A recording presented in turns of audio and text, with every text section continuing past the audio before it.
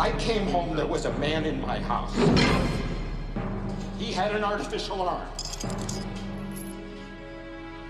Are you saying that I killed my wife?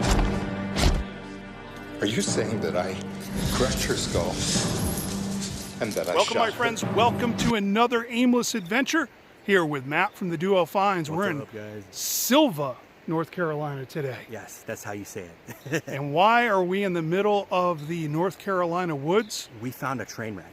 We found a legit train wreck From a movie. that crashed into a bus. Yes. All I can say is, I didn't kill my wife! Give me back my gun! I think it's time we explore more of The Fugitive.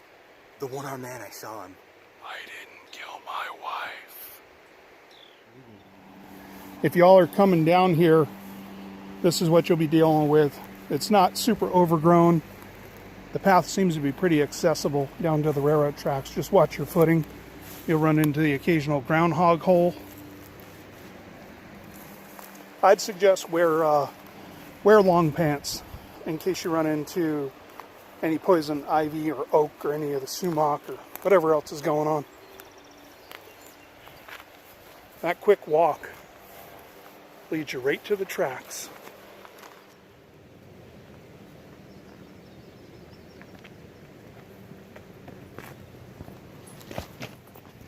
Now this movie, The Fugitive, came out way back in 1993. I know that's not that long ago, but it seems like it. And the production company spent, I think it was about, what was it, about $1 million? $1 million? Yeah. On the one shot. One shot, $1 million, one take. Talk about a one take vlog. They had one shot to crash a train, not kill anybody, but they did end up destroying 3 of their many cameras.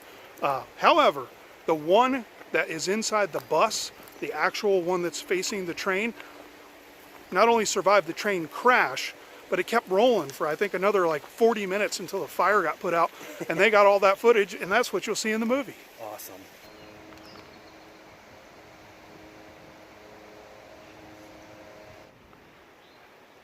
As the corrections bus traveled down the highway, one of the inmates decided to say, "Thank you very much," and stabbed one of the corrections guards, stealing his gun. The other corrections guard then shot him with a shotgun, and then all heck ensued. The bus flipped over, rolled down this hill, caught on fire, and ended up landing on these tracks.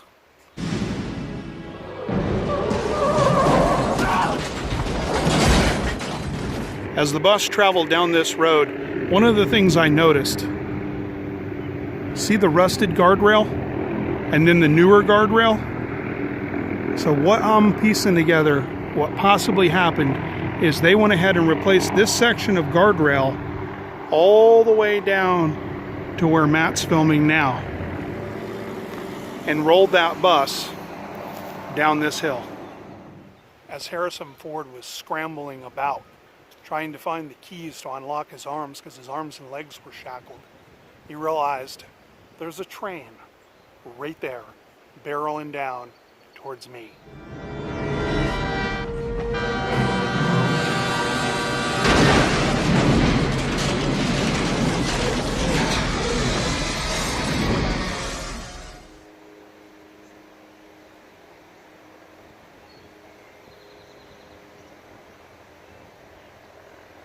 I'm going to try and piece together the exact location that the derailment train derailed.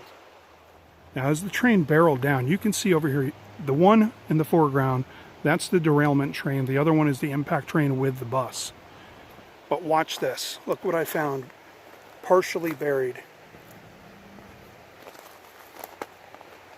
More lumber, but that's not the main thing. Buried underneath this ground is a rail line, a derailment rail line that is directly in the path of where this train went. And that's the derailment train. Now the impact point, based on what I'm piecing together here, the impact point, if you're watching the movie, it jumps a little bit. So they purposefully derailed this train and it leapt into the air for effect, but also, I'm thinking, so it could have a greater impact because that's a ditch.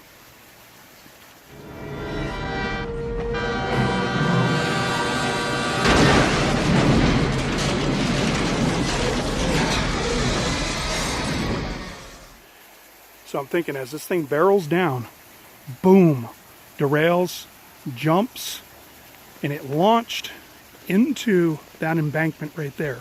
I'm thinking that that area right there is the impact spot at the front of this train initially. And then they craned it back up to shoot a shot with Harrison Ford below this pipe, looking back up. Here's a switch spot between the two trains. They would have started way down there, around that corner, pushing it. I don't recall what they were pushing the trains with, but they got them up to about 30 some miles an hour. And then here's where you had the split. In the shot, you don't initially notice that there's a secondary train coming, going to be chasing Harrison Ford. Now the best I can figure is this is the spot. The bus rolled down. It was then placed in position, and somewhere right in here, in this short stretch, is where the actual bus was first impacted before it was driven all the way down there. One of the other things I noticed in the movie, after watching the crash scene a few times, was a telephone pole. And I looked up and down the tracks here, and I can't find a telephone pole. But if there was a train wreck, things derail, things fly. They generally wouldn't just be where they used to be. And I think I found something. Check this out.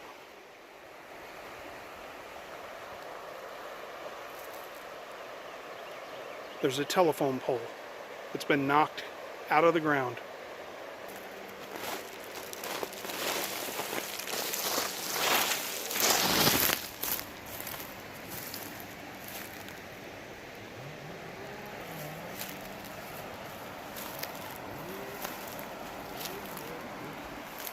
Here's a number on it. I doubt that this can be seen from the movie.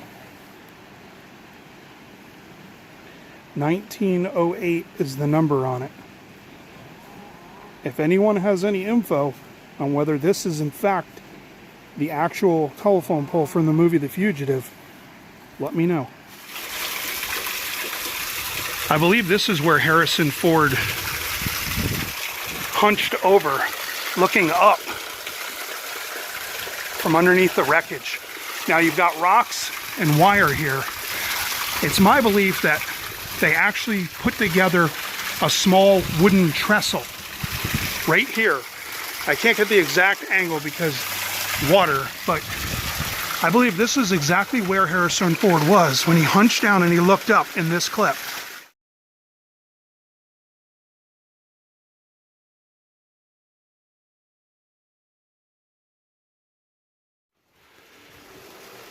One of the other creepy secrets from The Fugitive is this angle. When Harrison Ford was hunched down and they shot from this angle down towards him, would have been a little bit sharper angle, possibly even over here. You're going to see a man, not in the digitalized format, but look at the old copies or look on YouTube. Someone shows up right there. And they say it was a ghost.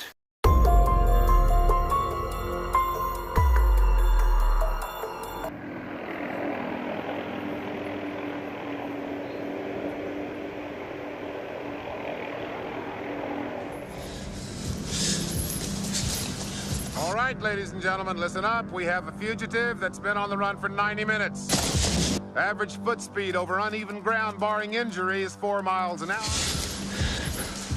That will give you a radius of 6 miles. What I want out of each and every one of you is a hard target search of every gas station, residence, warehouse, farmhouse, hen house, outhouse, or dog house in this area.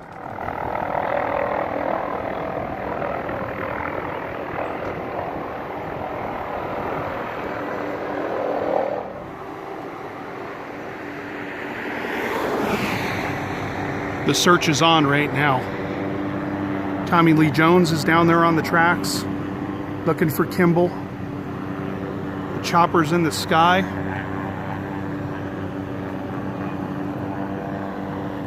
Everyone's doing their own investigation.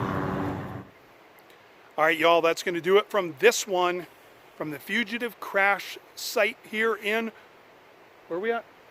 Silva, North Carolina. Yes. And I feel like a fugitive, dude, after what just happened. Yeah, yeah. We didn't get arrested, but we did get trespassed. So here's what's up, y'all. If you choose to come here, I would call the dispatch office first, get permission, and they'll take it from there. Yes. They said something about a waiver. We didn't have an opportunity to do that. We got some footage, and then we got RUNNOFT. Yeah.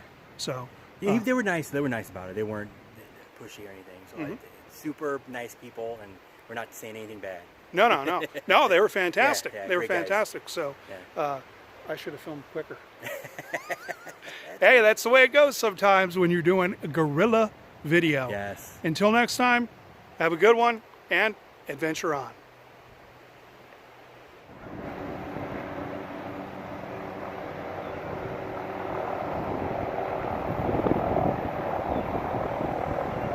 Filming illegally. Oh my God, they're coming to me. This film is not yet rated. I'm not going to run up this hill. Look at that. You kidding me? You kidding me? That's why I stopped. Round is a shape and I'm in it. Woo!